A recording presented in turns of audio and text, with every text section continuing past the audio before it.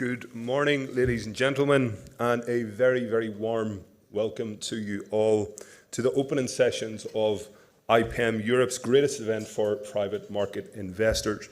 It's great to see so many of you looking so well after a very energetic night in the Majestic last night. I hope you all enjoyed yourself. I know I did. My name is Chris Hughes. I am from the International Financial Centre of the Emirate of Abu Dhabi in the UAE. And it is my great pleasure to have been invited to chair today's sessions. I want to say a huge thank you to Antoine, Matthew, and the whole IPEM crew for inviting me today and for bringing us all together for a very serious reality check for investors across the world. I think it's always useful that before we begin the stage content, it's always useful to reflect on the bigger picture, the wider context of why we're here, and the theme of today's event, which is reality check. It is quite a time to be gathering, and we are faced with a series of global shocks that have been rattling markets right across the world. Inflation, conflict, the reconfiguration of major industries, debt crises, the rising threat of climate. We are simply in a time of mega threats, and a firm grasp of reality is extremely important for investors in a super volatile environment. However, it's not all doom and gloom. If history has shown us one thing, is that market shocks bring laser focus. Laser focus yields the green shoots of future growth opportunities. For every problem, there's a solution, and solutions mean markets. Yes, we are in a time of mega threats, but this also brings mega opportunities. And on behalf of the IPEM organisers, we invite you all through the next days to rigorously explore these opportunities together at our conference. Growth simply does not happen without collaboration, and through the conferences, social events, exhibitions, workshops, the My IPEM app, available at your fingertips, I beg your pardon, please do get involved. There is a lot to see, meet and do. Of course, today, feel free to network with each other at the conference. It is a quiet room generally. We've got nice coffee outside, and please do collaborate. So what is actually in store on the stage today? So in just a few seconds, we're going to welcome the maestro, Antoine Colson, to officially open IPEM. And after that, we'll kick off our power talks with a look at the macro forces impacting private markets with the Allianz chief economist, a session on building resilience in downturn, critical look at how LPs are approaching investing in a world of low growth, and many more throughout the day. That's all for me, the opening remarks. I'll be side stage over here for most of the day, and if anyone has any questions about exploring Abu Dhabi's financial centre, I'll be happy to take them. We've also got a team upstairs at our Falcon Lounge. So without further ado, allow me to call to the stage the great Antoine Colson.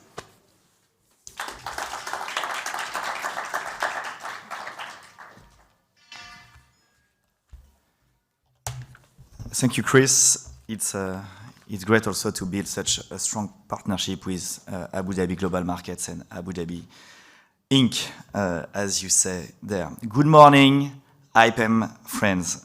It's a delight, it's a great pleasure to be with you in Cannes here today and tomorrow. Let's say it clearly and proudly, how, or oops, we did it again. Just 4 months after our last sunny record edition in September, our dear IPEM community mobilized strongly. And as IPEM Cannes 23 opens today, we have more than 2,700 delegates registered, confirmed, representing 1,100 different firms, 400 GPs, and 380 LPs, these firms being from 42 different countries.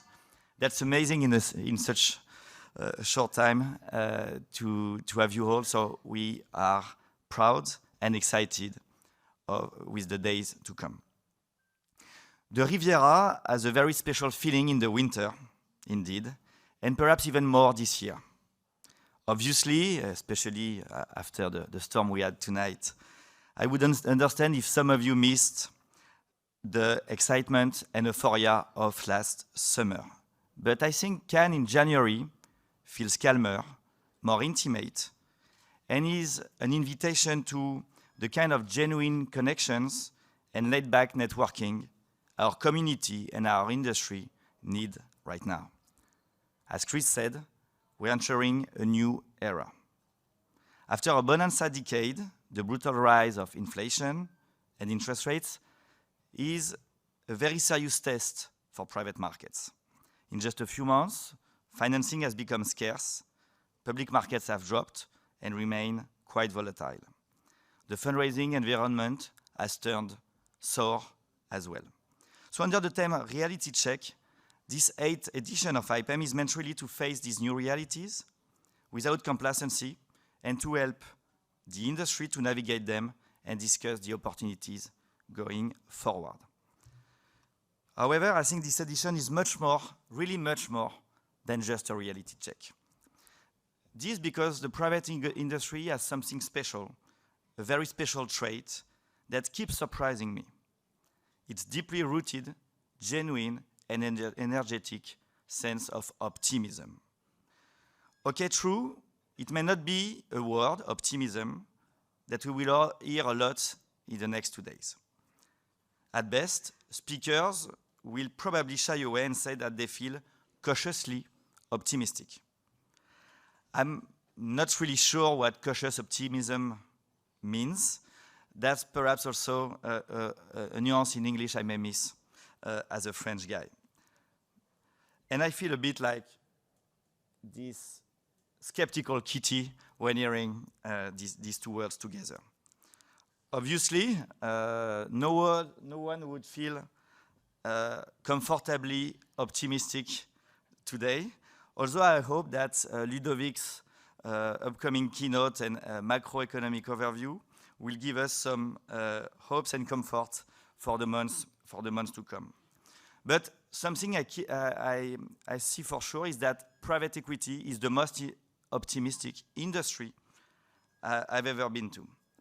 One quick example, we'll be releasing the results of our annual private equity survey throughout the 2 days. And one fact is really clear. 78% of European GPs believe that 23 will be a good year to invest and deploy capital. And that's consistent with the results we've had since we started this survey back in 2019. There's a strong proof of confidence for the industry, and that's something remarkable. I've questioned many times why private markets are consistently so positive and optimistic. Or to refer to this lovely novel by Jean-Michel Ganassia, why is private equity such an incorrigible optimist club? I see 3 good reasons for that.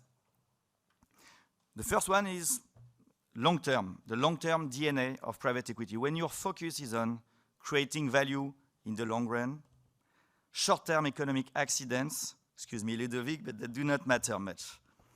What matters is your vision, your resilience, and your consistency. And I think that's a very important and key difference with public markets.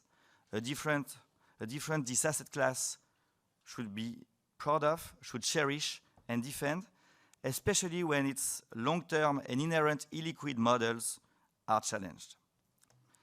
I think a second item in the PE optimism formula is hands-on entrepreneurial skills.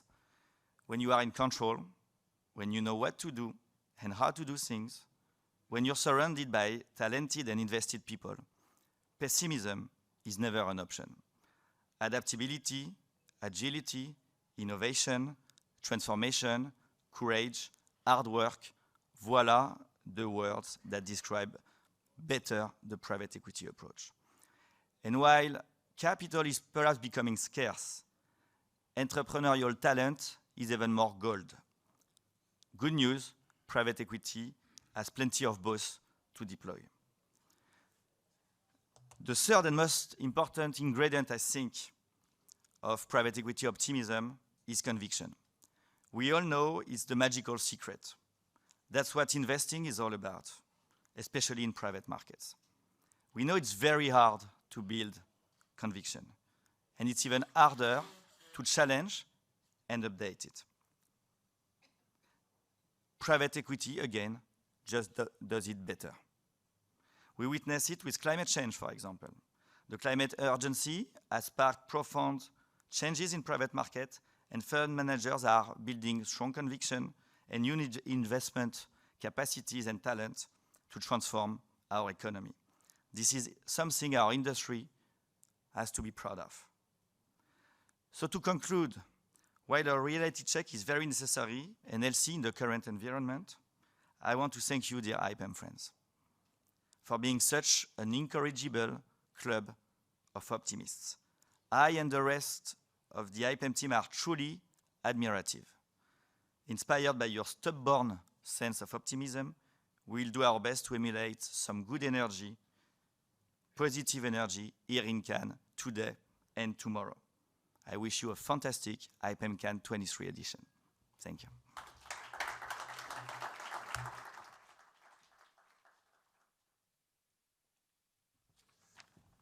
Thank you, Antoine, and we all appreciate very much the work that you and, of course, your brilliant team do to gather us all.